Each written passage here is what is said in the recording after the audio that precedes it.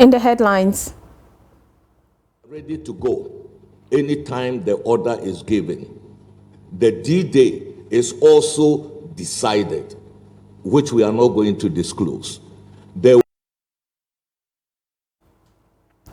ECOWAS defense chiefs agree D-Day for Niger military intervention. Nigeria targets 11,500 gas-powered vehicles as Tinubu approves presidential compressed natural gas initiative.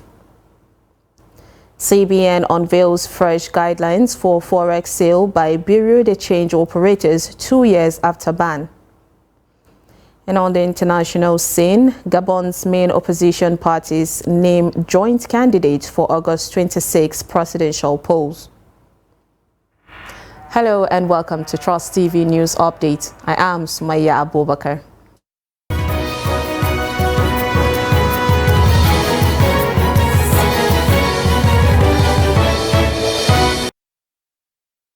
The West African main bloc, ECOWAS, has agreed on a D-Day for possible military intervention to restore democracy in Niger after generals toppled and detained President Mohamed Bazoum last month. The Economic Community of West African States, the ECOWAS, agreed on Friday to activate a standby force as a last resort if diplomatic efforts fail, a senior official said, without disclosing when that will be. The defense chiefs met to fine-tune the details of the potential military operation to restore Bazoum if ongoing negotiations with the coup leaders fail.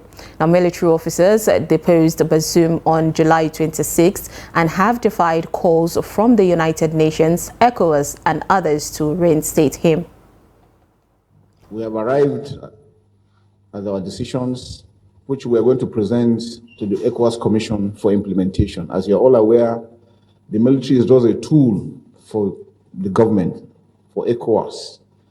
And in this case, our reports will go into the ECOWAS Commission for them to take final decision. Ready to go anytime the order is given. The D-Day is also decided, which we are not going to disclose. There will be no more meetings of the chiefs of defense staff. Tomorrow, there is the possibility of an ECOWAS mission going into Niger to continue to pursue the peaceful path, to restoration of constitutional order. So I don't think we must focus on the military aspect. We are ready to resolve it peacefully, but it takes two to tango. In the meantime, Niger's new Prime Minister Ali Mohammed Lamine Zain on Friday told the New York Times that the generals who overthrew President Mohamed Bazoum during a July 26 coup will do him no harm. Zain also insisted that the Nigerian coup leaders had no intention of collaborating with Russia or with the Kremlin-backed mercenaries of the Wagner Group. The New York Times reported that the coup leaders had cut off water and electricity to Bazoum's house, where he has been confined since being ousted, and threatened to kill him if other African countries make good on a proposal to restore him to power through a military intervention.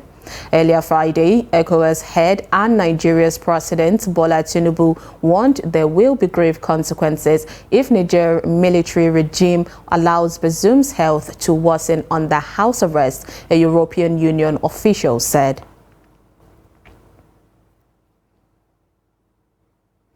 Now, President Bola Ahmed Tinubu is determined to turn the temporary pains being experienced in the country to gains that will benefit all Nigerians and the future generations.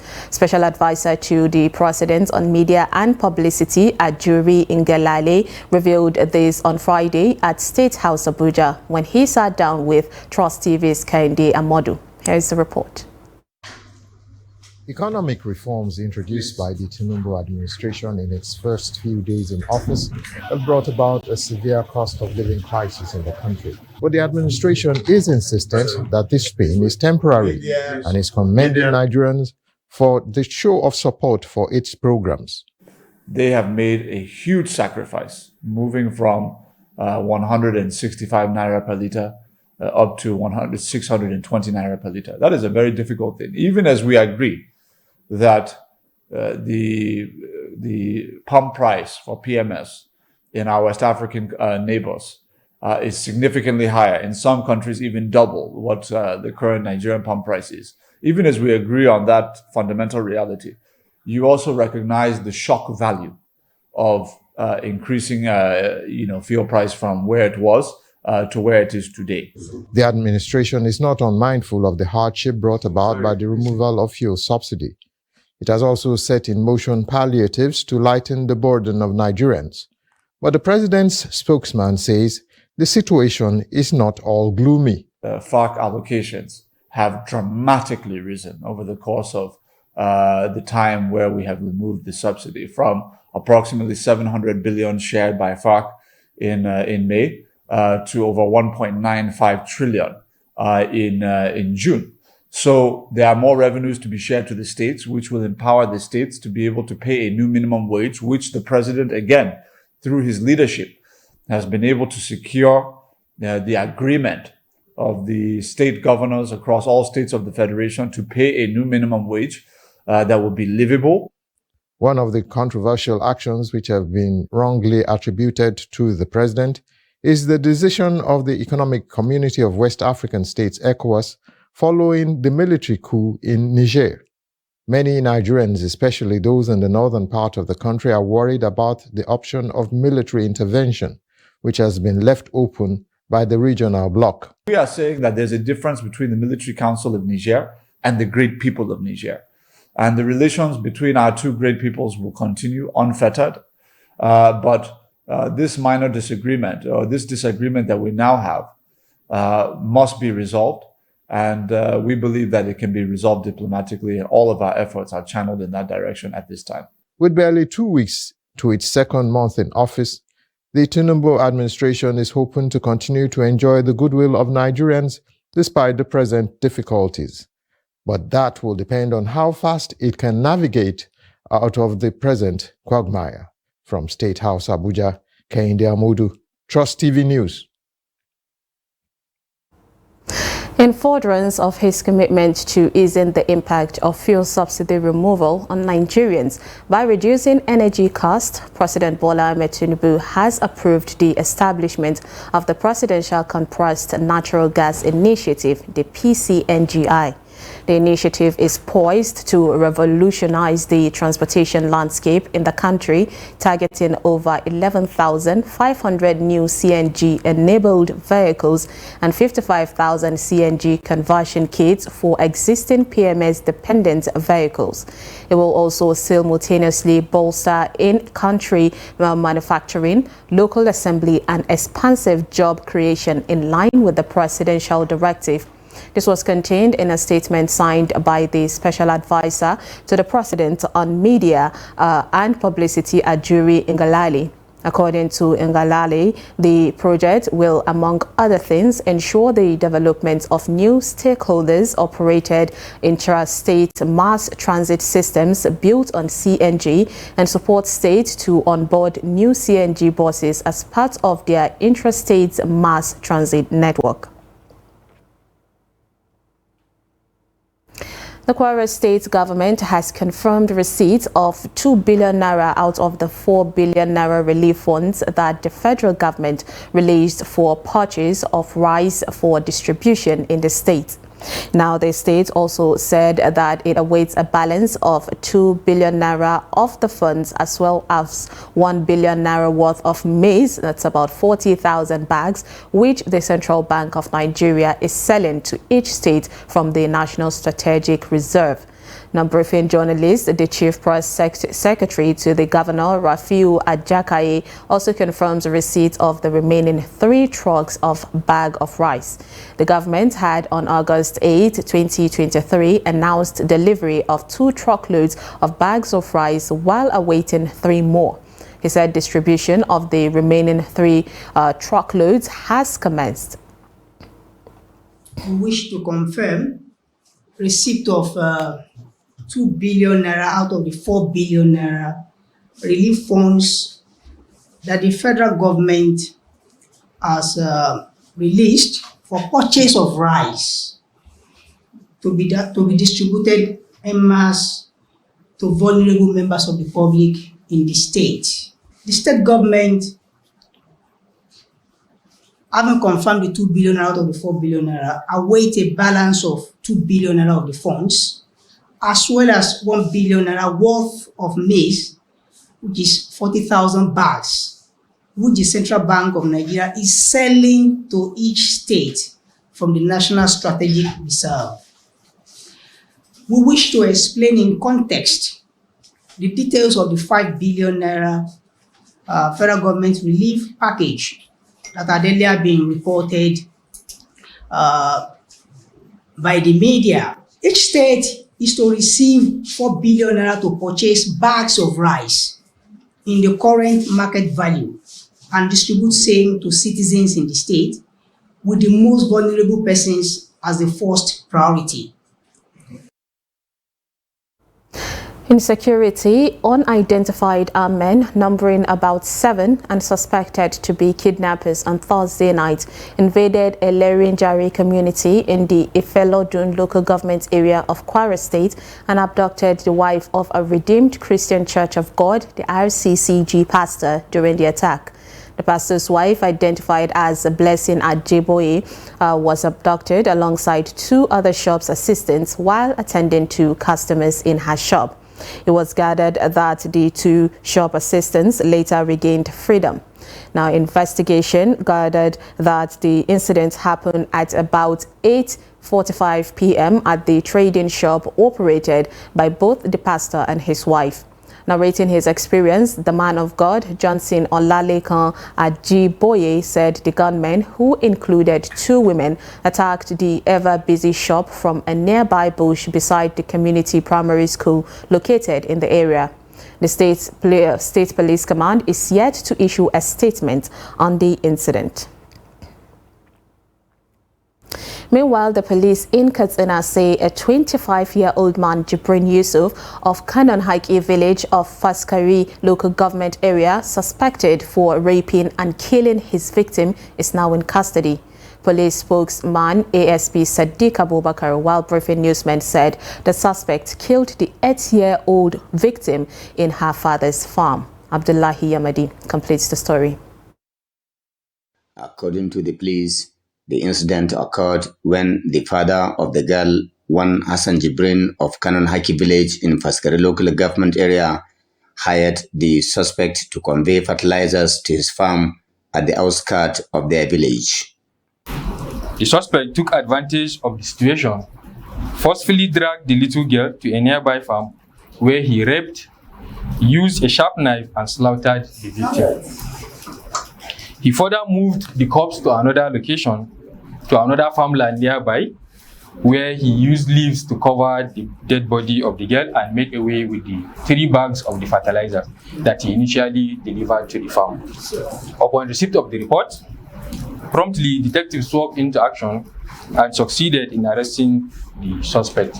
During the course of investigation, the suspect confessed to the commission of the offense, and the stolen 3 bags of fertilizers were successfully recovered. Meanwhile, the suspected rapist and killer Jibrin Yusuf confessed to the offense. You know, it is the work of the devil, because something informed me that after raping the little girl, it will be dangerous for me to allow her go home like that. So I raped and killed her.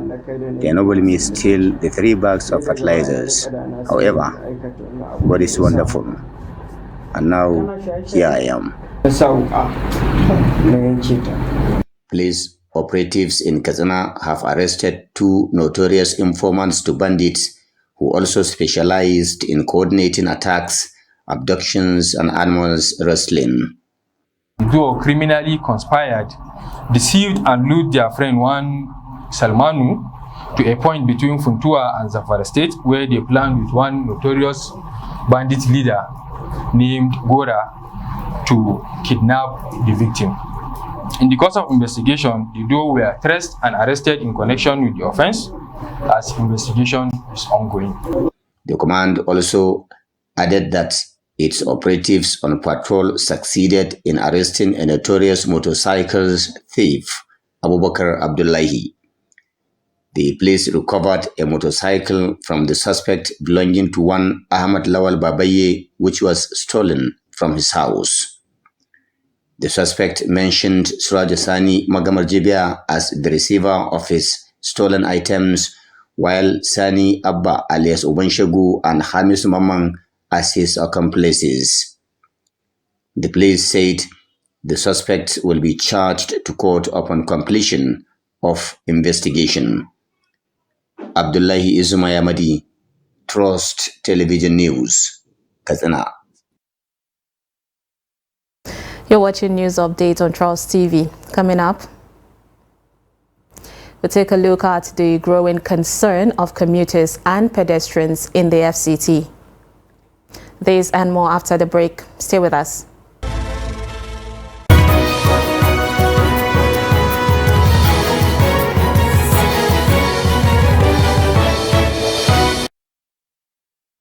Welcome back. If you're just joining us, this is News Update on Trust TV. And here's a recap of our top stories. We brought you that the ECOWAS defense chiefs agree D-Day for Niger military intervention. And Nigeria targets 11,500 gas-powered vehicles as Tinubu approves presidential compressed natural gas initiative. Now moving on to more stories. Now farmers in Benue State are raising concerns over lack of storage facilities for farm produce as the harvest season sets in for crops like corn and groundnuts.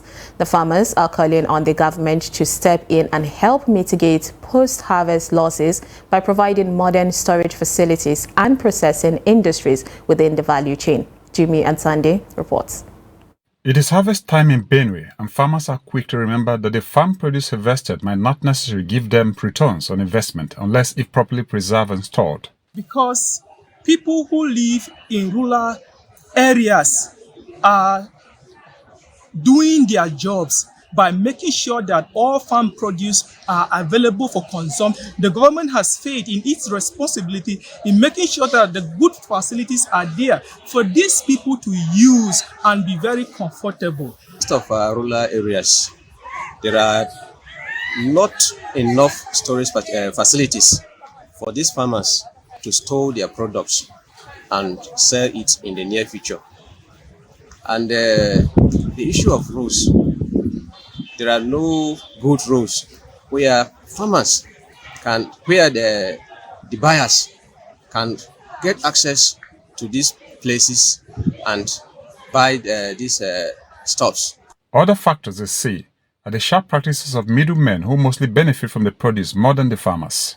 It's quite unfortunate that some of our people who are called Baranda people in our markets, they wait for the harvest from our villagers who suffer and ensure that they bring the little they have cultivated from their farms just for them to beat down the price. In those places where we have access roads to the market, when those farmers take their harvest to the market, we have those crop people called middlemen. They do not take anything to the market and they end up exploiting the farmers who have taken their produce to the market. They determine the price value for this product. And what those people end up taking home is far less than what the energy they put in, highly incommensurate to the energy they put into the harvest. So we can also call this post-harvest loss. The farmers seek the intervention of government to provide an enabling environment for them to reap from their labor of tilling the soil. You see, if you go to the villages, most of the times where farming activities are usually done, you discover that most of these farmers, they lack adequate training on how to fertilize their farms, that is yams. You know, there are some places where if you over-apply fertilizer, it won't be good. It won't be good. What am I saying? The government should at least organize training or let's say enlightenment on how they should use their fertilizers. At the moment, despite Benue's mass production of agricultural produce, there are no facilities or industries that can preserve and process the farm produce. This, they say, gives rise to the middleman syndrome. Jimmy Azandi, Trust TV News, Makurdi. Reckless driving by dispatch riders in Abuja is becoming a source of concern for commuters and other road users. In this report, Noel Samson speaks to road users on what can be done to address the trend of reckless driving in the capital city. Take a look. The likes of Adebayo Abdulkhalik, Ismaila Shaibu, and Friday Peter are part of the hundreds of dispatch riders running the business in Abuja. They share experiences on the reasons for the reckless driving among dispatch riders in the city. Some of you guys, if you don't collect new bike like this, you're the shark. You're there like you won't speed, you won't run and finish. So at times it leads to accidents. But at times all these cab drivers, they are the ones that have fault, but they'll still say it's the rider based on they have been having some little issues with the rider. We are trying to beat the time so that because when you deliver on time, you have another one immediately. Then the more you faster, the more you got another one. So because of that time when you have to deliver, that is why you see we are trying to meet up. Before you know, all those small accidents will happen. Not because we want to drive recklessly, but because we have to meet up with time. And you know, the more you deliver, the more order you get and the more money you get at the end of it. If you don't deliver fast, you know the customers are going to insult you at times. Understand? They will go a long way by insulting you, telling you all sorts of things. Drivers and commuters blame attitude of the riders as factor responsible for the recklessness. Some of these dispatch riders, they are under control of the management of the company, and they must make sure they satisfy the management of the company to make sure that these goods are delivered at time. And most receivers of these products don't even understand the fact that there could be an interruption on the way that may interrupt the movement of the dispatch rider, all things being equal. Most of them I see they don't have orientation, because if they have that full orientation regarding the way they need to drive, that they should be able to understand by the time any taxi park to drop passengers, they should be able to understand that this car that parked here, he didn't just park there, he parked there in order to open the car or passenger want to come down from the car. So definitely, if the car is parked and the driver or the passenger want to open the door, with the orientation, they could be able to understand that this door is about to be open because he's parked in this location. They should be able to stop. They always beat traffic lights. Or if, as a taxi driver, maybe you park your car, they will not even observe. Before the passenger will open the door, they have jammed the passenger or remove your car door. They recommended patience for the riders and their customers who may be expecting delivery of goods and services within shortest time. Noel Samson, Trust TV News, Abuja. In business, the Central Bank of Nigeria, CBN, on Friday unveiled a series of fresh operational guidelines for forex sales by Bureau de Change (BDC) operators in the country. This is coming more than 2 years after the suspended CBN Governor, Godwin Emefiele, announced the suspension of the foreign exchange sales to BDC operators in that segment of the forex market. Under the new framework, the spread on buying and selling by BDC operators is set to fall within a permissible range of -2.5% to +2.5% of the Nigerian foreign exchange market window's weighted average rate from the previous day. Now, this move is expected to provide more stability and transparency to exchange rate fluctuations, untimely benefiting both BDC operators and the public. Meanwhile, the Apex Bank has issued an advisory note on the illegal activities of financial operators in the country in an effort to guide the general public against falling victims to Ponzi scheme operators and loan sharks. And now from the international scenes, Gabonese Francois Dong Obiang, president of the Alternance 2023 opposition grouping, on Friday said the main opposition figures who had previously been looking at selecting their own separate candidate had surprised everyone by picking a consensus candidate. The man who will attempt to unseat Bongo is former Education Minister Albert Ondo Osa. President Bongo's family has ruled the oil-rich West African state for 55 years. Now launched in January, Alternance 2023 brings together 6 opposition groupings and has regularly held talks with the aim of establishing a joint candidacy, the only way in its view of avoiding splitting the vote to the benefit of the incumbent. The Gabonese Election Center had already validated 19 of the 27 candidacy applications received, 5 more than 2016. Now, far from being the favorite, Ondo Osa has been up against leading rivals, including Alexandra Barrow Chambrera of the opposition Rally for the Fatherland and Modernity RMP party, and the National Union's head Paulette Misambo, as well as a former Bongo Prime Minister Raymond Ndong Sima.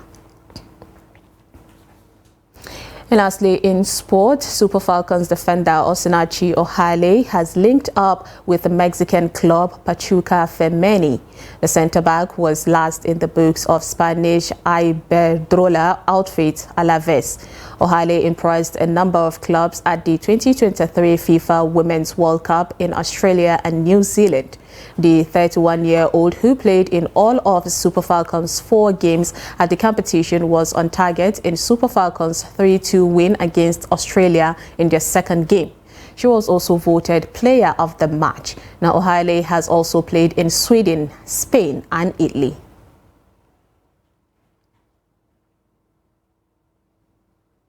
And with that, we wrap up news update on Trust TV. Do not forget to follow us across all our social media platforms. You can join our YouTube Live for more news, programs, and documentaries. I am Sumaya Abubakar. Thanks for watching.